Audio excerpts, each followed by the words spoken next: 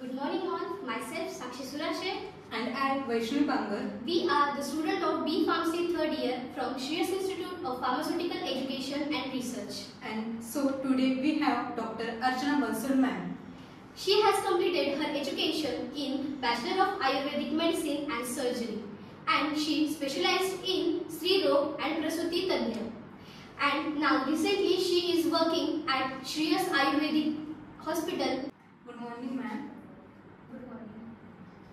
Ma'am, please tell me something about yourself. Myself, Dr. Archana Bansal. I am working here since 1 year. My completion is a BMS and MSPG, MS OBGY. Okay, what an honor to have you with us. So now we all know that there are various women, they are suffering from menstrual pain and many more menstrual cycle related problems. So we have a doctor and she is a gynecologist and I will ask some questions to her and please guide us. So let's start with our first question. My first question is, what is the correct age for the menstrual cycle?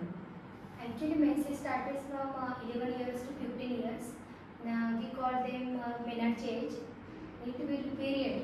The person to person it will period 11 years to 13 years, 14 years up to 16 years. That is menstrual age.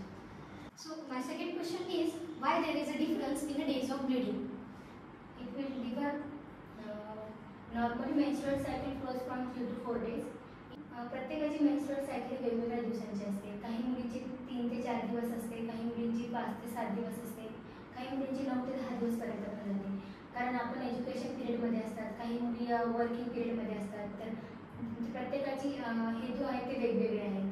जसे की एज्युकेशनच्या मुली आहेत त्यांना अभ्यासाचा stress असतो, रात्री जागरण असतं आणि बाहेरचं खाणं येतं त्यांच्या आहारामध्ये जास्त.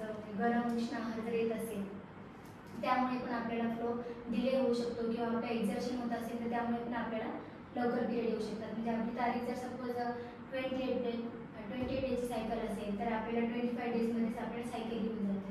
तर हे सगळं आपल्या लाईफस्टाईलवर डिपेंड आहे. त्यामुळे पर्सन टू पर्सन आपले डेज वेगवेगळे आहेत. मला कसं कळेल की माझी मेन्स्ट्रुअल सायकल ही रेग्युलर आहे किंवा नॉर्मल आहे? Normal menstrual cycle he 3 to 4 days असते. म्हणजे 3 ते 4 दिवसच आपल्याला अंगावरून जायला पाहिजे आणि तो फ्लो पण आहे. म्हणजे आपण 3 to 4 पर पॅड आपण पर डे यूज केले पाहिजे.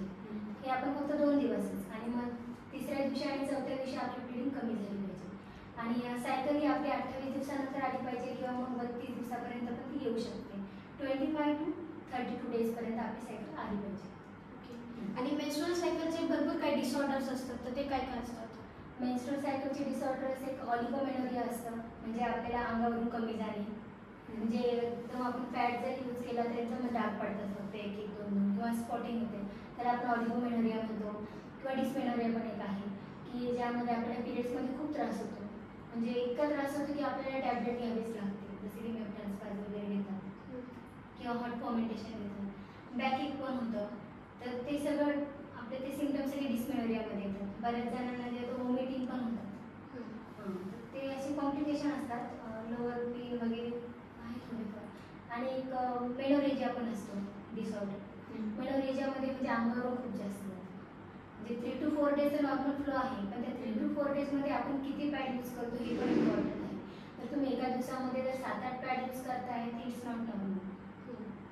तर तुमच्या आतमध्ये काहीतरी म्हणजे आपली जे फेमिनाईन स्ट्रक्चर आहे, म्हणजे फॅलोपियन ट्यूबचे इन्फ्लॅमेशन असू शकतं किंवा त्या ट्यूब्स एन्डार्च असू शकतात किंवा युट्रसमध्ये काही इन्फेक्शन असू शकतं. त्यामुळे पण तुम्हाला मेनोरेजिया ही सिम्पटम दिसू शकतात.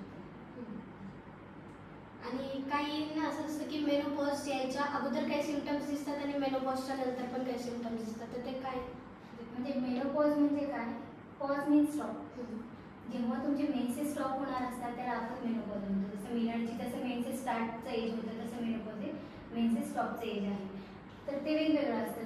जसं की मेन्सेस मेनोपॉज होण्याच्या आधी अंगावरून खूप जास्त जायला लागतं पेशंटच्या. म्हणजे 3 to 4 डेज न जाता 15 ते 20 दिवस अंगावरून जाणे किंवा 1 month to 2 month पण अंगावरून जात असते पेशंटला. आणि पेशंट कंप्लेंट करतात की मला 2 महिने झाले पाळी चालली नाही, मला 3 महिने झाले पाळी चालली नाही. ते पण एक व्हेरिएशन असतं आणि अंगावरून पण खूप जास्त दिवस जाते. त्याच्यावरून आपण ओळखायचं. आणि एज पाहिजे. अबाव जर 40 एज असेल तर समजून घ्यायचं की मेनोपॉज स्पेशल चालली आहे. अप टू 50 इयर्सपर्यंत किंवा 55 इयर्सपर्यंत आपण मेनोपॉज एज पकडायला पाहिजे. असं नाही की 50 आणि 45. आता आपल्या लाईफस्टाईलमुळे आता ते एज कमी होत चाललं. 40 एजपासूनच आपण पकडायचं. आपण असं बघतो की मेनोपॉज झाल्याच्यानंतर बायकांना म्हणजे आपल्या घरी आईला बघतो की त्यांना त्यांचे बोन्स वीक होतात, ऑस्टिओपोरोसिस होतं. तर मग त्यासाठी काय केलं पाहिजे, म्हणजे त्यांचं डाएट कसं असलं पाहिजे, त्यांनी काय काळजी म्हणजे घेतली पाहिजे? ॲक्च्युली मुली लेडीजला जे मेनोपॉज एज असतं ना त्यांच्या एजमध्ये त्यांना 16,000 इंटरनॅशनल युनिट त्यांना कॅल्शियम डेली गेलं पाहिजे. रेग्युलरमध्ये आयर्न कॅल्शियमची त्यांच्यात कमतरता होते आणि त्यांच्यामध्ये म्हणजे मूड स्विंग्स होतात, पिरियड जाणार असतात, त्यामुळे त्यांना तो चिडचिडपणा वाढतो, त्यांचा हॉट फ्लशेस जाणवतात, स्वेटिंग पण अचानकच येते आणि अंगावरून व्हाईट डिस्चार्ज पण त्यांना स्टार्ट होते. असे वेगवेगळे सिम्पटम्स असतात. आणि भरपूर जणांना पीसीओडी वगैरे काय असतं हे माहित नाही, तर ते तुम्ही सांगू शकता का? पीसीओडी म्हणजे काय? आता सपोज आपली नॉर्मल मेन्स्ट्रुअल सायकल आहे 3 to 4 डेजची आणि आपल्याला बरोबर 28 दिवसांनी पाळी येते. त्यामध्ये व्हेरिएशन होत असते. म्हणजे तुम्हाला सपोज 2 महिने झाले, 3 महिने झाले आणि तुम्हाला पाळीच येत नाही अडोलसेंट एजमध्येच आणि तुम्ही म्हणता मला पाळीच नाही आली, माझं पोट तर खूप दुखतं आहे पण येत का नाही आहे, तर तेव्हा आपण सपोज 3 महिने 4 महिने आपण वेट करू शकतो. 3-4 महिने आपण जास्त झाले तर मग आपण एक सोनोग्राफी करायला पाहिजे. सोनोग्राफीमध्ये दिसून येतं पॉलिसिस्टिक ओव्हरी डिसीज, त्याला आपण पीसीओडी म्हणतो. पीसीओडी म्हणजे काय? आपल्या ज्या ओव्हरी असतात, जे आपलं मेन्स्ट्रुअल सायकलसाठी आपल्याला एफएसएच चांगला रोल करतो ना, FSH female follicle stimulating hormone, तर तिथे खूप साऱ्या सिस्ट तयार झालेले असतात. मग त्या डिस्टर्ब करतात तिथल्या आपल्या ओव्हरीमध्ये. त्यामुळे मग आपलं जे रिप्रोडक्टिव्ह सिस्टीमचं जे मेन फंक्शन आहे ते हॅम्पर करतं, म्हणून आपल्या पिरियड्सला इरेग्युलर पिरियड स्टार्ट होतात पीसीओडी. आणि पॉलिसिस्टिक ओव्हरी सिंड्रोम म्हणजे खूप साऱ्या डिसीजेसचा एक ग्रुप, त्याला सिंड्रोम म्हणायचं. आणि त्याच्यामध्ये एक हिर्सुटिझम पण येते, ज्याला इरेग्युलर मेन्सेस असतात.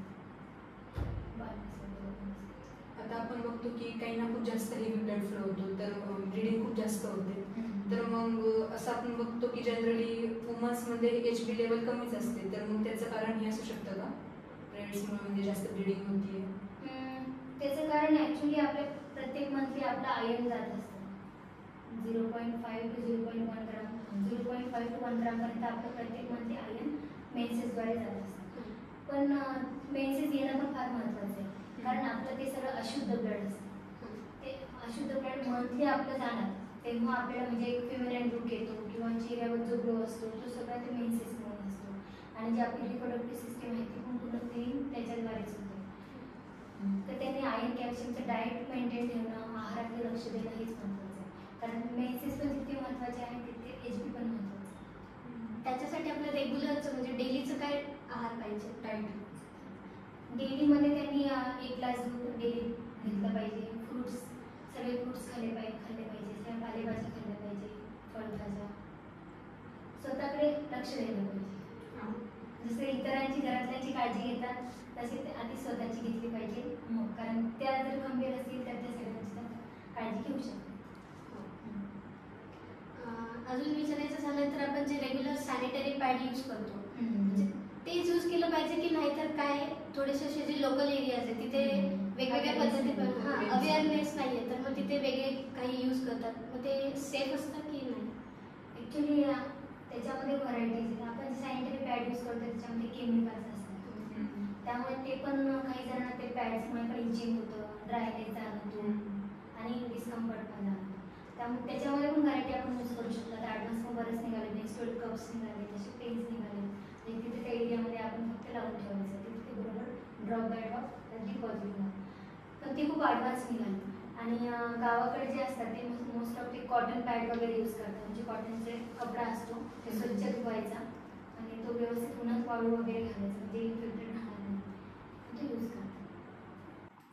आपण असं बघतो की काहींना मेन्स्ट्रुअल जेव्हा ब्लिडिंग होत असते तर खूप जास्त त्रास होतो, की त्यांना पोटात क्रॅम्प्स येतात, बॅक पेन होतो, तर मग काहींना खूप जास्तच त्रास होतो, ते टॉलरेट पण करू शकत नाही, तर मग ते म्हणजे नॉर्मल आहे की नाही एवढा त्रास? ॲक्च्युली मेन्सेसमध्ये डिस्मेनोरिया म्हणून डिसऑर्डर आहे, ज्यामध्ये तुम्हाला खूप पेनफुल मेन्सेस होतो. त्यावर आपल्या सायकलवर डिपेंड आहे. जर तुमची रेग्युलर सायकल असेल तर तुम्हाला जास्त पेन होणार नाही. तुमची इरेग्युलर सायकल असेल, तुम्हाला ऑलरेडी 15-20 दिवस लेट झालेले आहे पिरियड्स येण्यासाठी, तर तुम्हाला खूप त्रासदायक ब्लिडिंग होईल. म्हणजे तुम्हाला खूप पोट दुखेल आणि मग तुमची ब्लिडिंग होईल. असे सिम्पटम खूप व्हेरियंट करतात. आणि प्रत्येक वेळेस जे पिरियड्स इरेग्युलर येतात तर मग ते एक नॉर्मल प्रकारे आहे की कधी कधी कोणाकोणाला म्हणजे कंटिन्युअस सायकलच असते ती आपली irregular? जसं मिनिटची पासून बरेचसे पेशंट असे असतात की त्यांना 2 महिन्याला 3 महिन्यालाच पाळी येते, मंथली येतच नाही, पण तरी पण ते कन्फ्यूज झालेले आहे. त्यांना म्हणजे पुढे फ्युचरमध्ये काही प्रॉब्लेम्स आलेले नाही आहेत विदाऊट मेडिसिन. ते पर्सन टू पर्सन डिफर आहे हे सगळं. म्हणजे एखादे असं काही नाही की तुम्हाला इरेग्युलर मेन्सेस येतात म्हणजे तुम्हाला फ्युचरमध्ये काही प्रॉब्लेम्स होऊ शकत नाही. तुम्हाला इरेग्युलर आहेत पण तुम्हाला नेहमी 2 महिन्यालाच येत आहेत ना, तर इट्स ओके. आणि आणखीन असा प्रश्न होता मला की आपण असं बघतो की घरी समजा काही फंक्शन असेल आपल्याकडे, एखादा सण येणार आहे, तर आपल्याकडे म्हणतात की पुढे आता ते येणार असेल त्या काळामध्ये तर आपण गोळी घेतो काही जण, हो. मग ते पुढे जातात मेन्स्ट्रुअल सायकल पुढे तर ते बरोबर आहे की नाही? ते ॲक्च्युली रॉंग आहे ते, पण बऱ्याच जण फेस्टिवल्स एन्जॉय करायचं असतात किंवा मग त्याचे पर्सनल प्रॉब्लेम असतात, कोणाला लग्नाला पण जायचं असतं, घरचे लग्न असतात, त्यामुळे मग तेवढ्या वेळात आपण करू शकतो. कोणत्याही गोष्टीचा ना ओव्हरडोस नाही केला पाहिजे. जर तुमचं पोटही दुखत असेल पिरियड्समध्ये तर तेव्हा तुम्ही एक पेप्टाइड पास घेतली तर इट्स ओके, पण तुम्ही जर प्रत्येक मंथली तुम्ही ती टॅबलेट घेताय तर इट्स नॉट गुड. त्याचे काही साईड इफेक्ट्स पण तर असतील. हो, साईड इफेक्ट असतात ना, प्रत्येक गोष्टीला साईड इफेक्ट असतात. म्हणजे तुम्ही कोणती गोष्ट लिमिटमध्ये ठेवली ना तर त्याचे गुड रिझल्ट असतात, आणि तुम्ही जर ओव्हरडोस केला तर ते साईड इफेक्ट असतात. आणि हे मेन्स्ट्रुअल सायकलचे जे पिरियड्स आहे त्याच्यामध्ये कोणतं फूड खाणं आपण मोस्टली टाळलं पाहिजे? मोस्टली आपण उष्ण तीक्ष्ण आहार टाळला पाहिजे आणि हेवी डाएट, कारण ऑलरेडी आपले अंगावरून जात असल्यामुळे आपली भूक मंदावलेली असते, त्यामुळे हेवी डाएट म्हणजे एकदम लाईट जेवण करायचं. तसे भूक लागत नाही, म्हणजे भूक लागलेली असते पण जेवणाची इच्छा नसते, तर लाईट डाएट घ्यायचं आणि उष्ण तीक्ष्ण आहार अवॉइड करायचा. जसं की दही, दूध वगैरे खायचं नाही, तर म्हणजे कॉफी, चहा अवॉइड करायचं. मॅम आणखी एक क्वेश्चन असा होता मला की आपण पॅड्स यूज करतो प्लेट्स असल्यावर, तर मग ते तर नॉन बायोडिग्रेडेबल आहे, तर मग आपण त्यांचं कसं विघटन केलं पाहिजे? त्याचं प्रत्येकजण वेगवेगळ्या ठिकाणी करतो, आणि बाथरूममध्ये पण ते त्याचं करता नाही, तर मग आपण पेपरमध्ये पॅक करून आपली कचरा गाडी येते ना त्याच्यात करून. पण ते कधी पण असं इकडं तिकडे फेकायचं नाही, कारण ते ब्लड असल्यामुळे त्याला मुंग्या लागतात किंवा इन्फेक्शन, आपले जे फ्लाईज वगैरे असतात त्याच्यावर बसतात आणि मग नंतर तेच आपल्याला आपले जेवणावर वगैरे इकडे तिकडे बाहेर राहतात. त्यामुळे कधी पण पेपरमध्ये रॅप करून कचरा बकेटमध्ये टाकून द्यायचं. त्याच्यामध्ये बाथरूममध्ये इमर्जन्सी असेल, तुम्हाला जर सपोज बकेट वगैरे नसेल दिसत तर टॉयलेटमध्ये पण तुम्ही डिस्पोज करू शकता. आपण असं स्कूलच्या ज्या मुली असतात त्यांच्यामध्ये आपण अवेअरनेस कसं डेव्हलप करू शकतो की म्हणजे त्यांना आता जर ब्लिडिंग वगैरे आलं तर त्यांना माहीत नसतं तर त्या घाबरून वगैरे जातात, तर मग आपण त्याच्यासाठी काय करू शकतो? त्याच्यासाठी आपण तिथे स्कूलमध्ये कॅम्प घेतला, त्यांना तिथे सांगितलं पाहिजे की जवळपास 5th एज जेव्हा तुम्ही 5वीला असाल 5वी ते 8वीच्या वर्गापर्यंत तुम्ही कॅम्प घेतले पाहिजे. त्यांना सांगितलं पाहिजे की असं असं आहे, आपल्याला ज्या ग्रोन पेजमध्ये आपल्याला मेन्सेस येतात ते फार महत्त्वाचं आहे, it's part of our life, असं समजावून सांगितलं पाहिजे. आणि ते मेन्सेस येणं खूप चांगलं आहे, म्हणजे एकदम त्याचा तिरस्कार न करता गुड थॉट म्हणून घ्यायचं. आता जसं तुम्ही तिरस्कार म्हटले तसं तर आता तरी थोडंफार डेव्हलप झालंय, पण जसं आता माझा जर काळ बघितलं गेला ना तर की एखाद्या स्त्रीला जर पिरियड्स वगैरे आले तर तिला बाजूला बसून देणं वगैरे हे खूपच जास्त म्हणजे तेव्हा खूप व्हायचं. आता तरी कमी झालंय, पण तरी अजून काही लोकांची मेंटॅलिटी असतेच तशी की त्यांना बाजूला असं बसून देणं. आणि ते पण आणि हे की PMS म्हणजे प्री मेन्स्ट्रुअल जे सिंड्रोम असतात की लेडीजचे मूड स्विंग्स वगैरे होतात, ते पण म्हणजे असं नॉर्मल लोकांना कळत नाही की आता ही काय एवढं चिडचिडापणा वगैरे होतोय, तर हे पण म्हणजे त्याचे सिंड्रोमच एक असं सिम्टम्सच आहे की मेन्सेस येण्याच्या अगोदरचे. मेन्सेस येण्याच्या अगोदर ॲक्च्युली एक दोन दिवस आधी स्पॉटिंग होतं, आणि एक प्री मेन्स्ट्रुअल एक 14 डेला ओव्युलेशन म्हणून असतं आपल्या बॉडीमध्ये, एक सायकलमध्येच एक तो पार्ट आहे, त्या दिवशी पण आपल्याला एक स्पॉटिंग होतं किंवा थोडंसं व्हाईट डिस्चार्ज जाणवतो. आणि एक मॅस्टॅल्जिया पण एक आहे की ब्रेस्ट पेन होतं थोडंसं जेव्हा आपल्याला पिरियड्स येणार असेल, आणि थोडं मॉर्निंग सिकनेस वगैरे जाणवतं. आणि ते तुम्ही म्हटलं व्हाईट डिस्कार्ड होतं ते बऱ्याच जणांना प्रॉब्लेम असतो की पिरियड्स आले नाही पण त्याच्या आधी व्हाईट डिस्कार्ड होतं तर ते नॉर्मल आहे का? हां नॉर्मल आहे. तर तुम्हाला म्हणजे एक दिवसच होत असेल किंवा मग 3-4 तासामध्ये एकदा दोनदा झालं व्हाईट डिस्चार्ज तीच नॉर्मल आहे. तर तुम्हाला जसं 4-5 दिवस होत आहे 15-20 दिवस चालूच आहे व्हाईट डिस्चार्ज तर मग चालेल. ॲक्च्युली हा अनडिस्कस टॉपिक आहे तर मग आपण हा सोशली असं डिस्कस केला पाहिजे की नाही असं? ॲक्च्युली हा म्हणजे एक्सपोज नाही करत पण सोशली करायला पाहिजे. कारण आपल्या जे साऊथच्या साईडला आहेत तर तुम्हाला मेन्सेस आले तर त्याच्याकडे सेलिब्रेशन करतात प्रोग्राम्स करतात. तर म्हणजे ते गॉड गिफ्ट आहे ना आणि आपलं पूर्ण फिमेलचं जे फ्युचर जर्नी आहे ती पूर्ण त्याच्यावर अवलंबून आहे. त्यामुळे आपण सगळ्यांनी एकमेकांना कॉंग्रॅच्युलेट केलं पाहिजे we have menses. So thank you doctor Archana Bansod ma'am for your most precious time and तुम्ही जी काही इन्फॉर्मेशन दिली ती आमच्यासाठी खूप उपयोगी ठरणार आहे नक्कीच आणि ठरेल. आणि तुम्ही जी काही म्हणजे जे काही आम्हाला सांगितलं त्यातून आमचे खूप काही डाऊट्स जे आहेत ते सॉल्व झाले आणि ह्या सगळ्या इन्फॉर्मेशनमधून लोकांपर्यंत अवेअरनेस पोहोचेल आणि ज्या काही स्त्रिया याच्यासारखी गोष्ट डिस्कस करायला घाबरतील त्या नक्कीच डॉक्टरांना जाऊन कन्सल्ट करतील ॲटलिस्ट. आणि thank you on the behalf of Shreyas Pratishthan management and our respected principal of Shreyas institute of pharmaceutical education and research. ठीक आहे तर मग आपल्या आजच्या सेशनचा एका छोट्याशा चारोळीने करते. तुझ्या उतुंग भरारी पुढे गगनही ठेंगणे भासावे, तुझ्या उतुंग भरारी पुढे गगनही ठेंगणे भासावे, तुझ्या विशाल पंखाखाली विश्व हे सारे बसावे. Thank you ma'am.